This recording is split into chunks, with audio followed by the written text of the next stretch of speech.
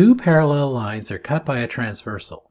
There are two angles labeled, and one of them is x. To solve for x, use the properties of parallel lines cut by a transversal. The first thing to notice is this angle is vertical to this angle.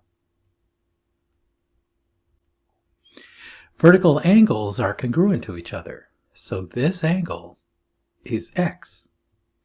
Next, these two angles, x and the 122-degree angle, form same-side interior angles.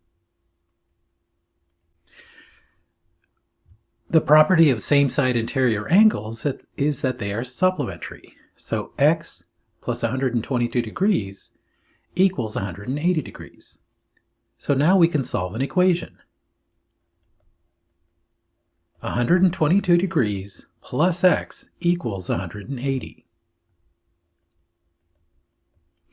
So we subtract 122 degrees from both sides. This gets rid of this 122 degrees.